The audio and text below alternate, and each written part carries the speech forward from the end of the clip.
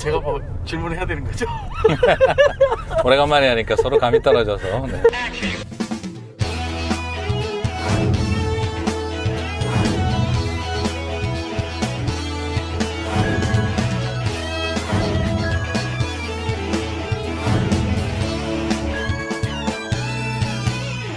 오랜만에 목사님.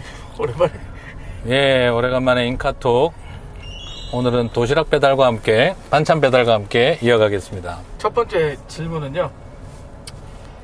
이제 팬데믹 때문에 이 정부에서 이제 좀 LA 같은 경우는 아직까지 대면 예배 오픈을 안 했잖아요. 한국 같은 경우에도 심해지면 일단 교회 이 대면 예배를 이렇게 법으로 이렇게 못하게 하는데, 이제 몇몇 분들은 이제 그런 것들을 거의 이렇게 예배를 지킨다. 그래서 목숨 걸고 예배를 지켜야 된다 해서 그 세상법은 무시하고 그러니까 그렇게 예배를 지키는 사람들과 또 아니다. 세상법을 지켜야 되고 이럴 때일수록 우리는 더 세상법을 잘 지켜야 되고 온라인으로만 예배 드려야 되고 해야 된다. 이런 그런 두 가지의 생각들이 나뉘어지고 있어요. 그래서 어떤 목사님들은 그러니까 대면 예배 안 드리고 온라인만 드린다고 그걸 비판하고 신앙을 팔아먹는다까지 막 심하게 하시는 분들도 있고, 또 반대로 또 기독교인들이 세상법 안 지켜가지고 더 안 좋게 영향을 끼친다고 얘기하는 부분도 있는데, 과연 그게 어떤 게 신앙을 지키는 거고 세상법을 지키는 게 신앙을 파는 건지, 심지어 뭐 신사참배이기까지 하면서도 그렇게 하시는 분들이 있던데, 목사님은 어떤 생각을 하고 계신지. 성도는 법을 지켜야 한다, 그러면 지키지 말아야 한다 하는 그 기준 자체가 굉장히 정확해야 될 필요가 있어요. 자, 이제 가장 대표적으로 로마서 13장 1절에서 2절을 보게 되면, 양심에 따라 순종하라고 되어 있거든요. 그러니까 중요한 포인트는 뭐냐면, 그리스도인들은 법을 무조건 지켜야 한다, 뭐 무조건 지키지 않아야 한다, 이런 논리는 존재하지 않아요. 오히려 양심에 따라 지켜야 한다의 문제가 되죠. 그러면 양심에 따라 지키지 않을 수도 있는 거죠. 우리가 법을 지켜야 한다는 것은 양심에 따라 지켜야 한다는 말이 성립이 되려면 뭐가 전제가 되어야 하냐 그러면, 가장 기본적으로는 신앙적인 원리, 하나님이 원하시는 하나님의 계명에 부합해야 한다는 것이고, 그러나 이제 하나님의 계명과 부합된 거 가장 직접적인 건 뭐 우상 숭배를 정부가 강요하면 당연히 못하죠, 그런 거는. 그런데 이제 애매한 영역에서는 가장 기준이 뭐냐 그러면 공공성의 문제를 가지고 접근을 해야 돼요. 그러니까 이 일은 공공성이 있는 일인가, 이것은 공익을 추구하는 일에 전제가 되어져 있는가 하는 것을 우리가 바탕으로 할 때, 신앙 양심과 관련되어지지 않은 일, 뭐 우상을 숭배할 거냐 말 거냐 하는 이런 직접적 이야기가 아닌 경우에는 공익을 중심으로 생각해야 된다는 거죠. 자, 법을 지킨다 아닌다, 또 이런 상황에서 예배를 이제 목숨 걸고 지켜야 된다 하는 이런 이슈가 지금 계속 있는데, 제가 안타까운 건 법을 지킨다 아니다, 예배를 목숨 걸고 지켜야 한다 아니다 하는 너무 극단적인 마음인 것 같아요. 왜 우리는 조금 더 관대하지 못하고, 왜 우리는 좀 더 헤아리지 못할까 하는 아쉬움이 이제 있는 거죠. 자, 먼저 첫 번째, 그리스도인들은 법을 지켜야 한다. 지켜야죠. 그럼 그리스도인들은 모든 법을 지켜야 한다? 지킬 수 없는 건 지킬 수 없죠.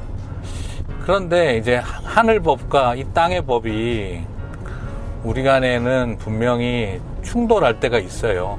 대부분이 교집합을 이루면 제일 좋지만 교집합을 이루지 못하고 따로 존재하게 될 때가 있죠. 그때는 충돌이 일어나죠.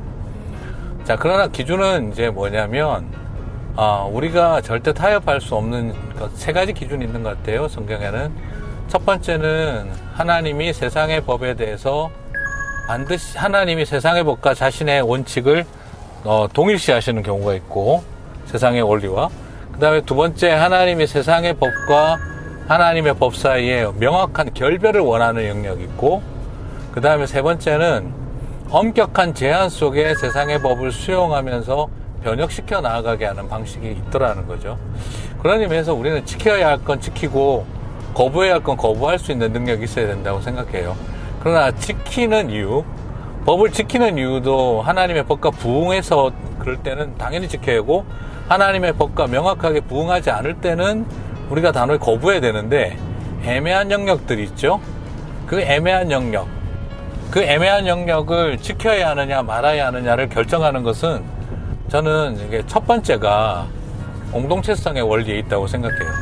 이게 공동체를 이루는 일에, 공동체의 원리에 부합하냐에 따라서 지킬 것이냐 거부할 것이냐를 결정할 수 있고, 그 다음에 그 공동체성이라고 하는 것은 동시에 공공성과 이어지거든요. 두 번째는 공공성에 부합하냐에 따라서 우리는 지켜야 할 수 있고 거부할 수 있다는 거죠. 자, 그 원리로 접근해보면 지금 팬데믹 상황에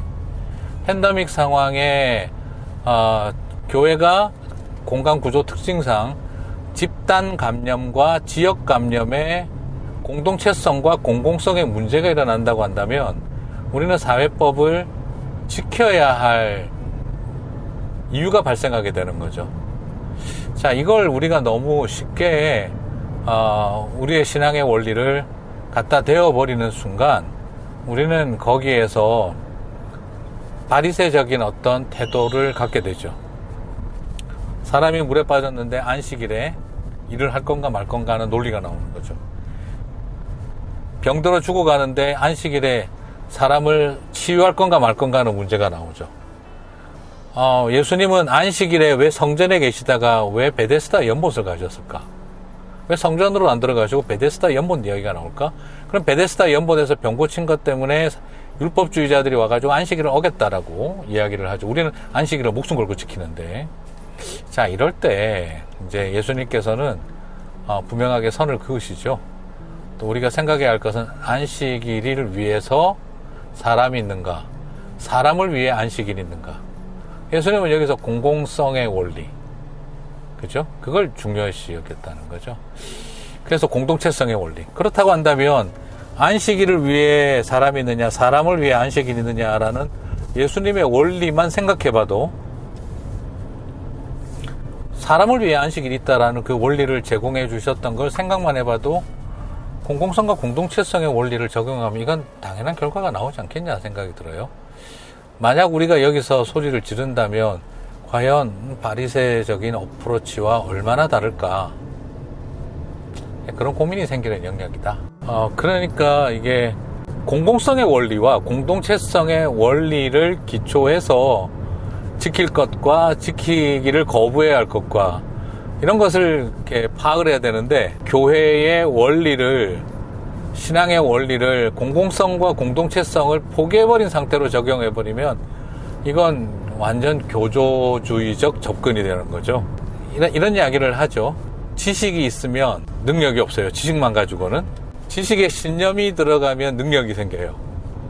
그런데 지식에 신념만 있으면은요, 상처와 혐오를 일으켜요. 항상 보면 지식 많은 사람이 문제를 일으키진 않아요. 지식 많은 사람이 변화를 일으키지도 못하고 지식 많은 사람은 문제를 일으키지도 않아요. 그런데 지식에 신념이 있는 사람은 변화를 일으키기도 하고, 지식에 신념이 있는 사람은 공동체를 파괴하고 무너뜨리기도 하더라고요. 그러면 신념이 없어야 되나?